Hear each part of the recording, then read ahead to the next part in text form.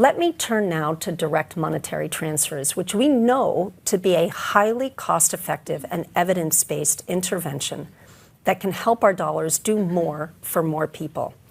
Moreover, they are a uniquely local form of assistance, putting resources directly into the hands of recipients, giving them agency and dignity to make their own decision to prioritize their own needs. More than 100 impact evaluations across 34 countries show that direct monetary transfers consistently drive strong impacts on food security, nutrition, and resilience. They can help workers earn higher income, they can help children attend school, and set themselves up for a brighter future. USAID has contributed to this evidence base. Impact evaluations of USAID's direct monetary transfer programs in Malawi and Liberia showed families were more food secure even after the transfers stopped. Many of these impacts continue to benefit families in the face of crises such as floods, drought, and disease long after the transfers have ended. A study in Uganda conducted during the COVID-19 pandemic showed that individuals who received transfers in 2008, 12 years earlier, still had a 17% higher income than peers who did not.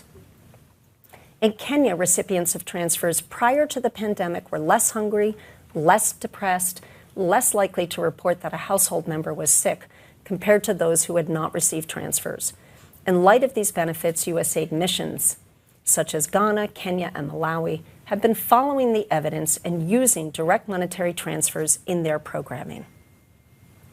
As one example, in Kenya, our mission provided between $100 and $500 to local microenterprises. When one of the recipients, Doreen, used the transfers to expand her business and buy more from local producers, she more than doubled her sales from $20 to $50 a day. She continues to put some money back into her growing business and uses the rest to pay for her children's school fees. Doreen embodies what the evidence shows. When people's incomes and businesses grow, so do local economies. The multiplier effect of direct monetary transfers is very real. One study conducted outside of USAID investigated the impact of transfers on markets in rural Kenya. In this case, large one-time transfers were given to poor households.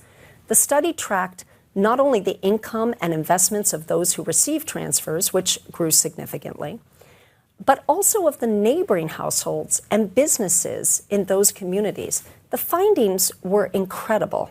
For every $1 transferred, roughly $2.50 of additional economic activity was created. Local businesses generated more sales and had higher income. Even local households which had not received transfers had measurably higher income themselves, possibly because of greater labor demand in those communities. The evidence on the impact of direct monetary transfers is sufficiently strong that USAID missions are increasingly embracing this tool as a development approach. Last year, for example, USAID Ghana was looking for opportunities to improve resilience among rural households during the lean season. We know from dozens of studies on this topic that larger transfers not only tied recipients through lean times, but also enabled them to invest productively and accumulate assets. These effects on household effects and consumption are documented for years after the transfers themselves have ended. Based on this clear alignment of evidence for their objectives, the Ghana team partnered with the World Food Programme to deliver $315 in direct monetary transfers to 35,000 farmers, including women and youth. Households receive these transfers through mobile money or e-transfers and are able to convert this into physical cash at a network of agents. Notably, the transfer size was larger than is typically used in a humanitarian setting, which is more geared to providing immediate life-saving assistance. $315 was chosen to give us the best chance at achieving our development objectives, including spurring economic growth and improving resilience, nutrition, health, and beyond, while still reaching tens of thousands of households. For our implementing partners, many of whom are represented in this room, We encourage you to likewise expand the way you apply direct monetary transfers, using your operational experience from humanitarian settings while following the evidence to achieve impact on development outcomes.